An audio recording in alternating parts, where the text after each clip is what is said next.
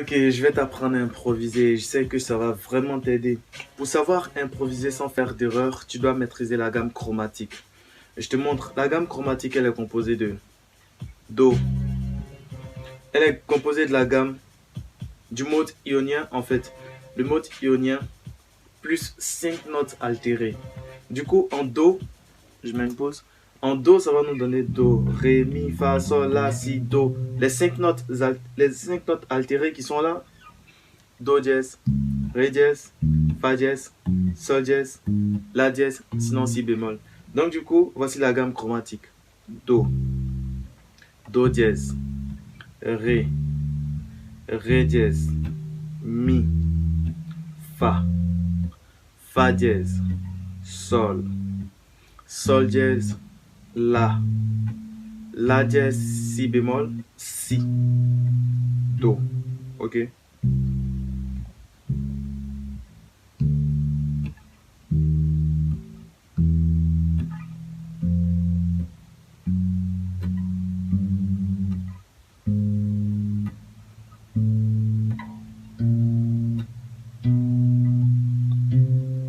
En fait, pourquoi tu dois connaître la gamme chromatique?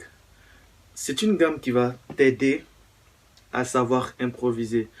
Improviser, c'est faire des choses qui n'étaient pas prévues. C'est savoir, c'est savoir faire des choses qui n'étaient pas prévues. Savoir réagir à à une situation qui n'était pas prévue. C'est ça l'improvisation. Après, il y a le concept de basse solo. Le concept de basse solo, c'est quelque chose qui est improvisé, mais c'est une improvisation qui est structurée. C'est-à-dire, tu as pris le temps de trouver ce que tu vas faire. Moi, ce que je veux t'aider à maîtriser, c'est l'improvisation non structurée. Et je veux te montrer comment trouver des idées et comment réagir face à une situation. Tu arrives dans un endroit, tu es en train de jouer avec des musiciens et on te dit, c'est à ton tour, improvise.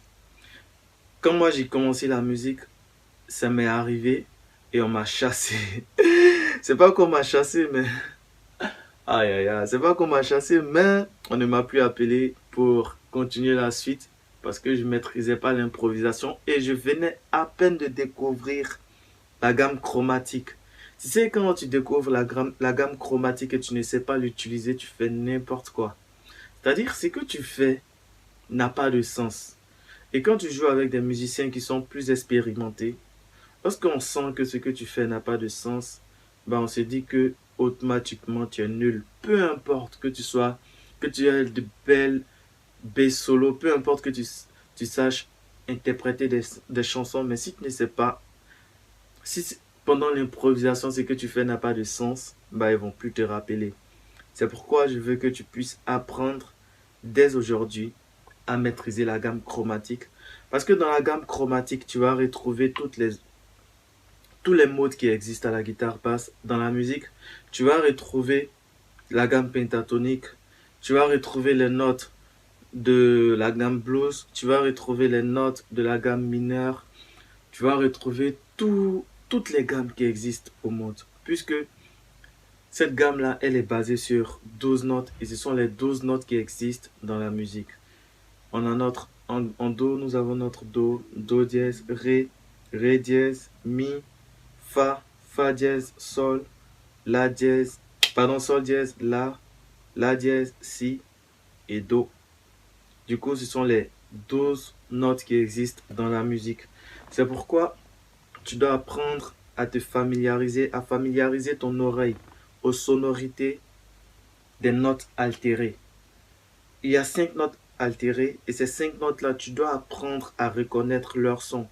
Comme ça, quand tu entends une musique, tu n'es pas forcément obligé de prendre ta guitare basse pour pouvoir bosser. Bon, ça, c'est un autre chapitre.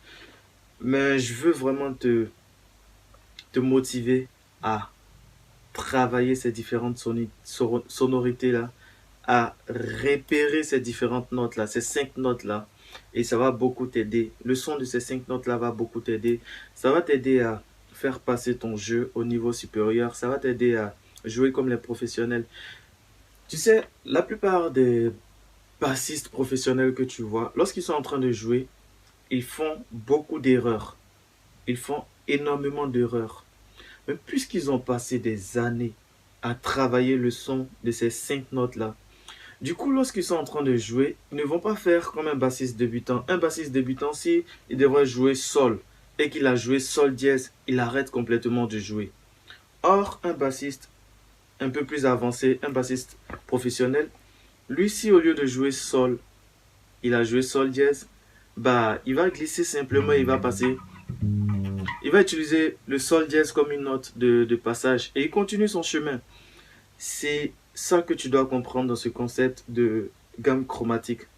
Les 5 notes qu'on dit, quand tu joues et on dit que tu as fait des erreurs, ces 5 notes-là, ce sont des notes de passage. Ce sont des notes que tu vas utiliser souvent pour embellir ton jeu. Parce que si tu veux jouer seulement avec 7 notes, mais à un certain moment, tu n'auras plus rien à exprimer. À un certain moment, tu seras à court d'idées parce que tu auras tout fait.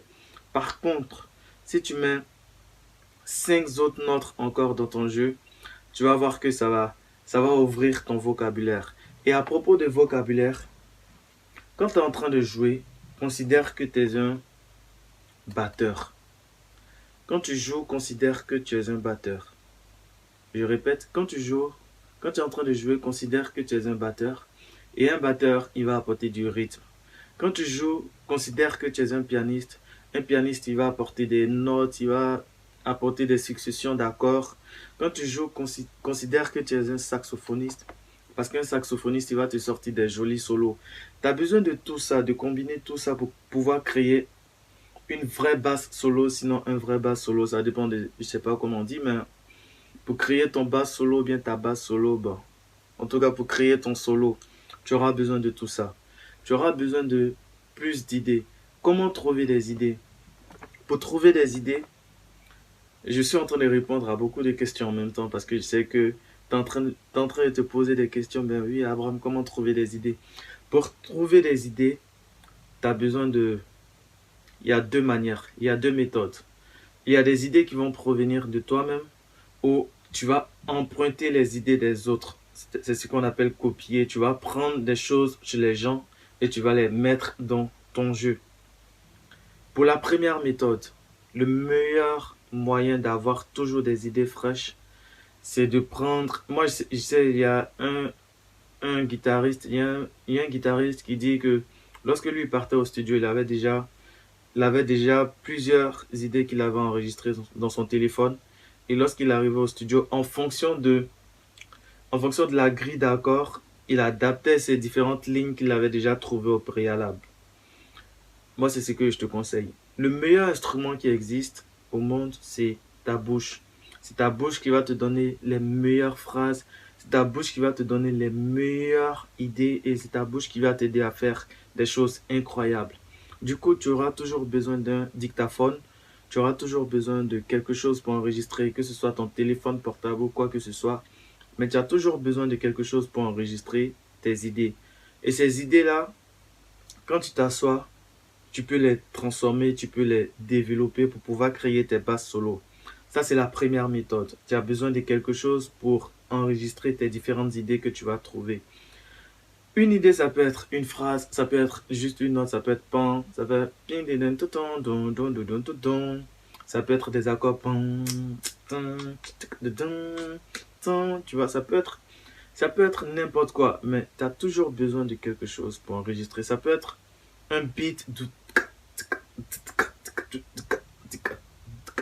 as toujours besoin de quelque chose pour enregistrer parce que pour créer les basses solos, c'est plusieurs petites idées qu'on met à la suite, ainsi de suite, jusqu'à ce que ça crée un bass solo de 5 minutes, de 10 minutes, de 20 minutes. C'est plusieurs petites idées qu'on a combinées et qui ont créé ce bass solo.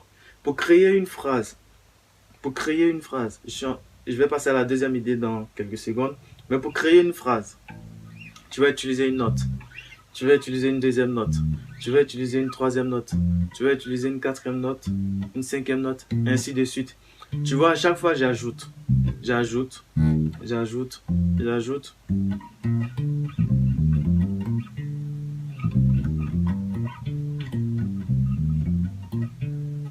Et là, j'ai créé une phrase. Et j'ai fini de créer ça.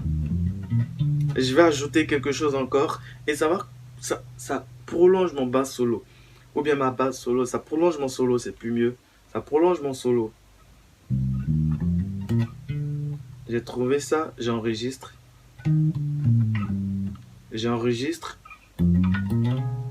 J'enregistre.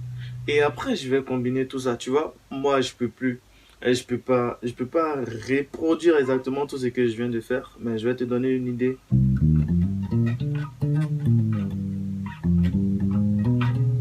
Tu vois, j'ai combiné tout ça et ça m'a donné une phrase. Ça m'a donné une phrase et c'est le processus pour pouvoir créer une phrase. Je viens de répondre à l'une de tes préoccupations. La deuxième méthode, c'est d'aller regarder les bases solo. C'est d'aller. Moi, je veux que ton univers soit grand. Ne te limite pas seulement aux bassistes. Essaye de regarder les pianistes. Essaye de regarder les drums solo. Essaye de regarder les saxophonistes. Essaye de regarder d'autres musiciens. Et prends quelque chose chez eux. Si tu as vu un musicien qui fait. Prends ça, enregistre et tu l'utilises à ta manière, tu l'utilises dans ton jeu. Il faut toujours faire ce travail-là en amont. C'est ça qui va vraiment t'aider à ne jamais manquer d'idées. Il faut toujours faire ce travail-là en amont. C'est grâce à ça que tu ne vas jamais manquer d'idées. Maintenant, on va passer à une deuxième phase. Je vais te montrer comment utiliser les différentes gammes pour pouvoir improviser.